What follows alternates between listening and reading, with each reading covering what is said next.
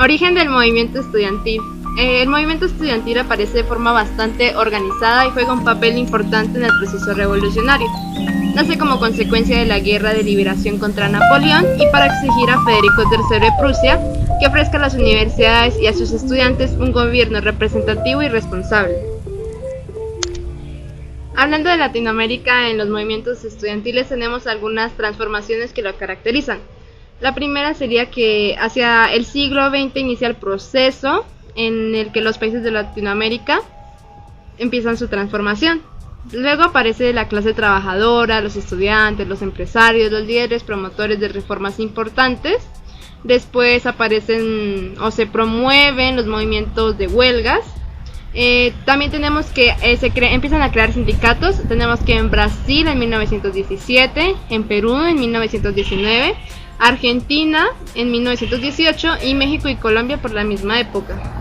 Y finalmente hacia los años 70 se vuelven a retomar las huelgas, retomando o dando origen a las reformas más importantes de cada uno de los países de América Latina.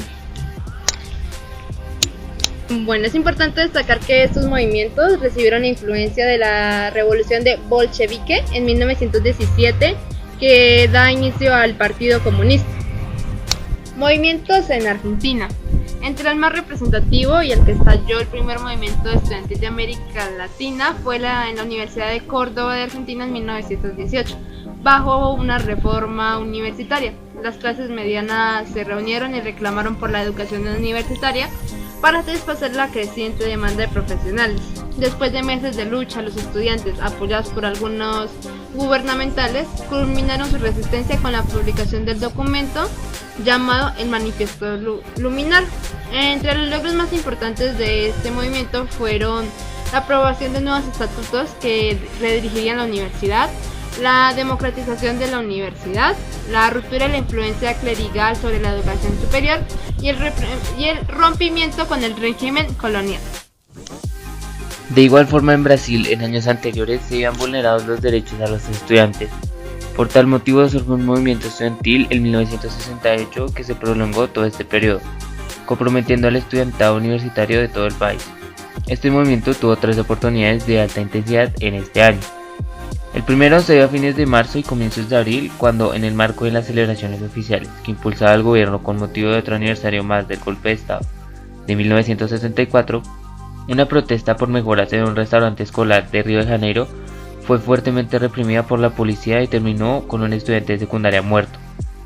El segundo momento álgido del movimiento se dio a fines de junio y comienzos de julio, luego de que se escalaran, tanto en magnitud como en intensidad, una serie de movilizaciones estudiantiles, nuevamente con epicentro en Río de Janeiro, que fueron reprimidas severamente por los cuerpos de orden. Tanto las decenas de detenidos como el alto número de muertos hicieron que nuevamente incrementaran las protestas por todo el país, siendo una vez más las que se verificaron en la capital carioca, entre ellas la marcha de los 100.000. El tercer momento crítico del movimiento se da en octubre de ese mismo año, cuando los militares apresaron a los cerca de 1.000 delegados que participaban en un masivo congreso estudiantil que se estaba desarrollando de manera clandestina en una zona rural del estado de Sao Paulo. El estudiantado, como respuesta, nuevamente intensificó sus protestas, aunque ellas, quizá por la gran cantidad de activistas presos, alcanzaron las mismas consecuencias de los sucesos anteriores. A fines de ese año, a raíz de la serie de medidas que la dictadura tomó para aumentar su control sobre la población, entre ellas el mismísimo cierre del parlamento, el movimiento estudiantil se retiró al interior de los establecimientos educacionales y se mantuvo así en un estado de repliegue, agrupamiento de fuerzas y o latencia en los términos que lo planteaba Melucci, prácticamente por los próximos 10 años. En Ecuador, la igualdad de derechos no ha garantizado la eliminación de las diferencias en la formación profesional de los estudiantes universitarios, lo que impacta en la dinámica interna del movimiento estudiantil universitario y en su participación en los procesos de cambio social.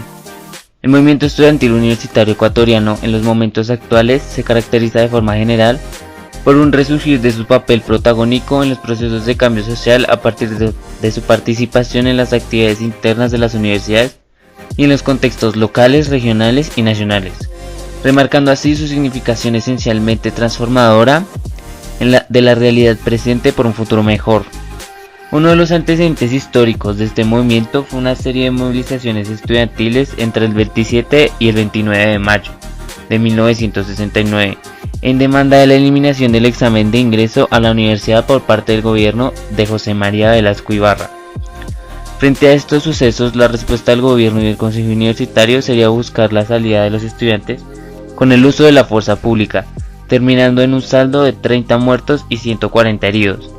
En homenaje a este acontecimiento, el 29 de mayo fue designado como el Día del Estudiante.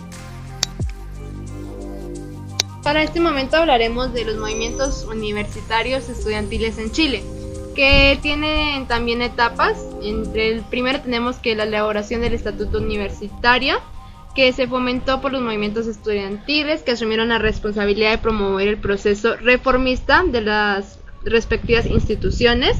Luego tenemos el proceso de transformaciones sociales, que se llevó a cabo en 1973 por una repercusión de las problemáticas educativas, ya que el gobierno de la Unidad Popular inició la política económica que favorecía a los sectores proletarios y a las capas medianas asalariadas.